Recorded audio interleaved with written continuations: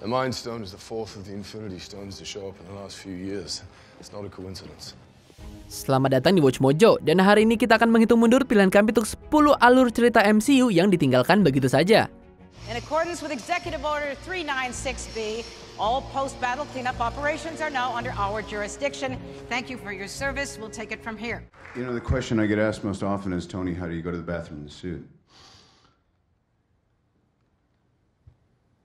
Just like that. I have someone who'd like to meet you. Okay. It's Mr. Blue, isn't it? Mr. Green? Untuk daftar ini, kita akan membahas alur cerita dan titik plot yang tampaknya nggak akan dilanjutkan oleh MCU. Mungkin karena franchise-nya menjatuhkannya atau membuatnya memudar ke latar belakang saja. Jika ada alur cerita MCU terbengkalai yang kita lewatkan, beritahu kami di komentar. Nomor 10, koleksi Infinity Stones milik The Collector. Avengers Infinity War.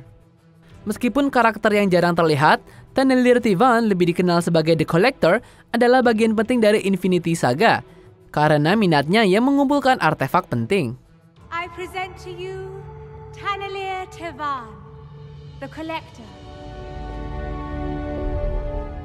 Bagian yang paling menonjol dari koleksinya adalah batu Infinity Stones. The Collector berhasil mendapatkan Reality Stones dari Asgardians, sementara dia menyewa tentara bayaran termasuk The Guardian of the Galaxy untuk mendapatkan The Power Stones. Beautiful. Beyond compare. Meskipun dia kehilangan yang terakhir, orang akan berpikir bahwa Tivan akan melanjutkan pencariannya untuk mengumpulkan para keenam batu itu. Namun, karena Thanos juga bertujuan untuk mendapatkan semuanya, upaya Titan ungu mungkin diprioritaskan. I know you have the Reality Stone, Tivan. Giving it to me will spare you a great deal of suffering. Dia tampaknya telah membunuh The Collector selama mengamuk di seluruh alam semesta untuk mendapatkan semua Infinity Stones. Nomor 9, Damage Control, Spider-Man Homecoming. Damage Control adalah perusahaan yang bertugas melakukan tugas pembersihan pada kekacauan yang ditinggalkan oleh superhero dan peristiwa supernatural lainnya.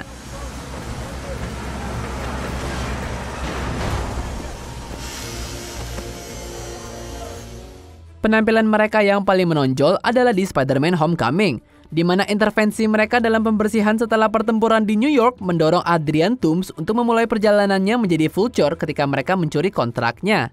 I'll tell you what. Let's keep it. The world's changing. It's time we change too. Peter Parker juga sempat terjebak di lemari besi mereka. Tadinya mereka juga ingin membuat series TV tentang Damage Control dan berencana tayang di tahun 2016, tapi sepertinya tidak akan terjadi. If you bring Damage Control or the Avengers down here, we're through. Pada titik ini, sepertinya peluang Damage Control untuk muncul di MCU sekarang bahkan sangat kecil. Jadi jangan berharap banyak dengan Damage Control. Nomor 8, PTSD Tony Stark. Iron Man 3. Tony Stark memiliki beberapa sifat dan perilaku karakter yang tidak disukai selama franchise-nya. Misalnya kecanduan alkoholnya yang tidak pernah benar-benar diatasi setelah titik tertentu di franchise ini. You gotta be kidding me.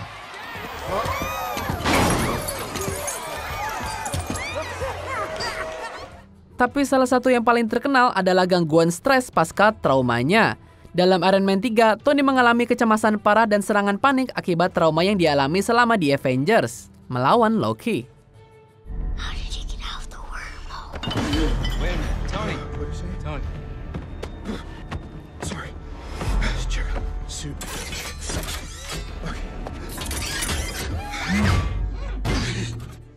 Meskipun memang mungkin untuk mengelola gejala PTSD, ke titik di mana mereka tidak akan kambuh selama bertahun-tahun.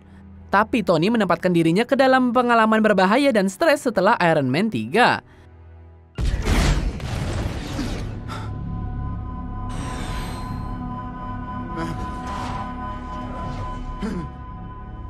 Seenggaknya seharusnya orang akan berpikir bahwa salah satu dari mereka akan menyebabkan kekambuhan atau trauma baru.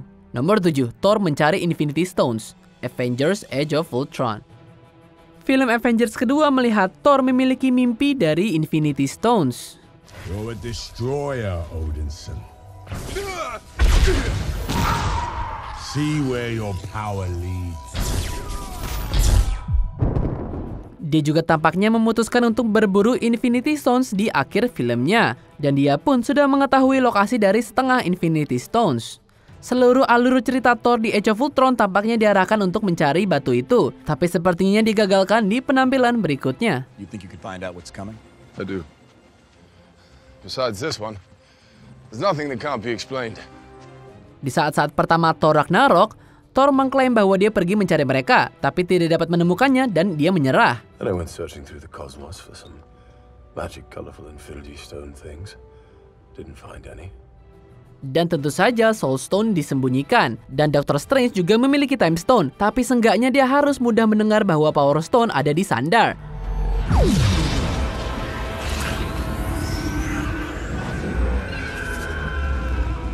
Karena itu adalah momen penting. Padahal kami akan senang melihat Thor bertemu dengan Nova Corps. Nomor 6. Vijay Nadir, Agents of S.H.I.E.L.D.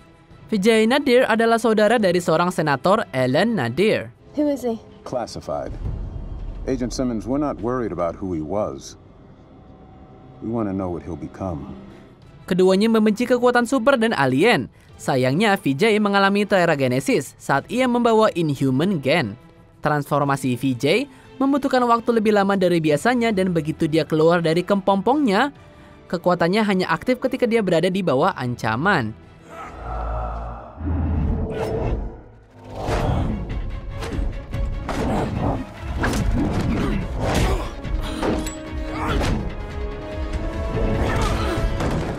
Kakak perempuannya akhirnya memenuhi janji yang mereka buat satu sama lain dan menembaknya, membuang tubuhnya dari helikopter ke laut. Namun tubuh Vijay menjadi terbungkus dalam kepompong sekali lagi di bawah air, mengisyaratkan kelangsungan hidupnya.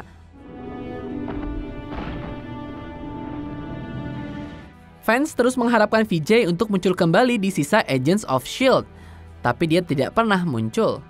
Nomor 5. Luke Cage, Harlem's Kingpin.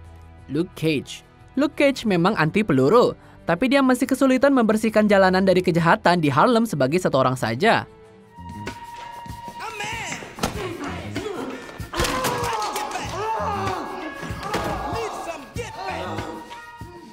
Pada akhir musim kedua dari acaranya, dia menemukan lebih banyak kesuksesan.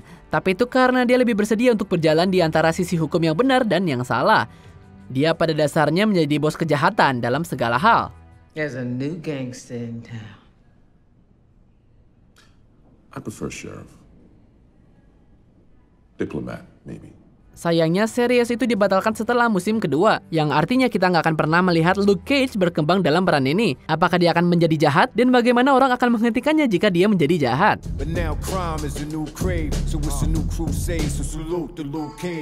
Meskipun Luke Cage menjadi cameo di Jessica Jones setelahnya, cerita ini layak untuk disempurnakan sepenuhnya. Nomor 4. Kesepakatan Sokovia, Captain America Civil War. Kesepakatan Sokovia memberlakukan pengawasan terhadap aktivitas superhero, khususnya secara internasional. It states that the Avengers shall no longer be a private organization. Instead, they'll operate under the supervision of a United Nations panel. Mereka juga bertindak sebagai salah satu alasan untuk Avengers menjadi pecah.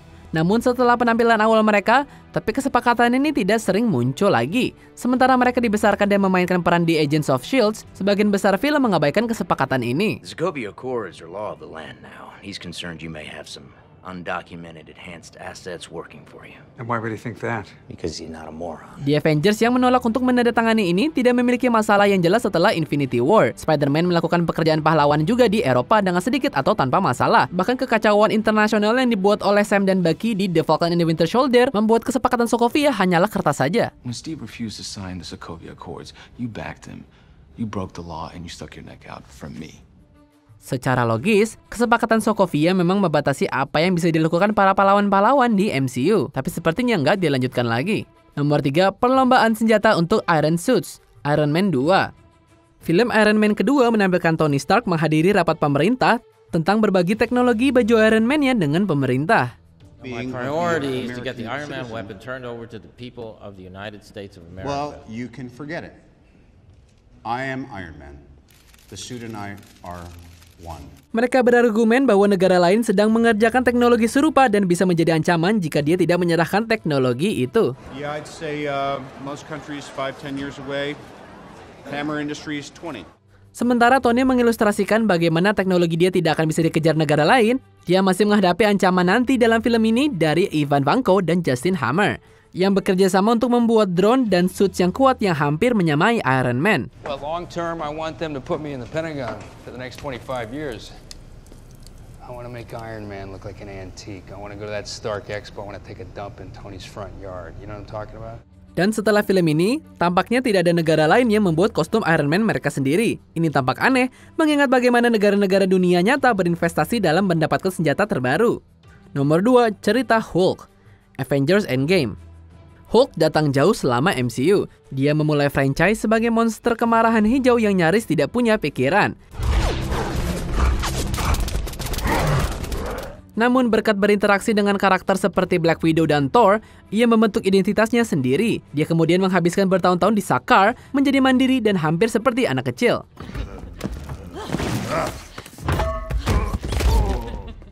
Dia juga mengalami ketakutan pertamanya setelah dikalahkan oleh Thanos. Namun, pada saat kami bertemu kembali dengan Hulk dan Banner di Endgame, mereka telah menjadi satu orang, dengan Banner menjadi persona yang dominan. I know, it's crazy. I'm wearing shirts now. Yeah. What? How? Why? Rasanya seperti Marvel memotong puncak dari pendalaman karakter Hulk dan hanya meninggalkan kita dengan bungkusnya saja. Sementara kami menikmati Profesor Hulk, cara MCU memperkenalkannya tidak terasa memuaskan seperti yang seharusnya.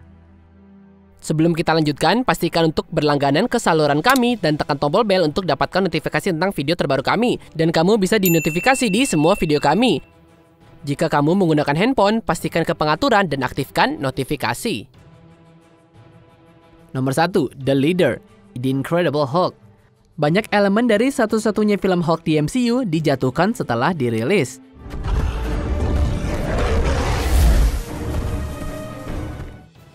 Meskipun seenggaknya satu karakter telah muncul kembali, ada satu elemen plot dari film yang tidak terbayar melibatkan karakter Samuel Stearns. Look, I've always been more curious than cautious, and that served me pretty well. Seorang ilmuwan yang membantu Bruce Banner dalam mencari obat dan membantu menciptakan The Abomination. Stearns terkena beberapa bahan radiasi gamma di adegan terakhirnya, menyebabkan kepalanya terdistorsi. Tampaknya membangun dia menjadi seorang penjahat, yaitu The Leader.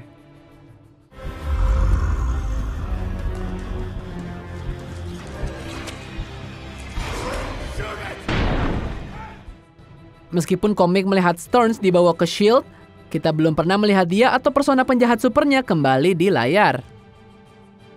Apa kamu setuju dengan pilihan kami? Jangan lupa subscribe ke Watch Mojo dan nyalakan notifikasi untuk semua video kami.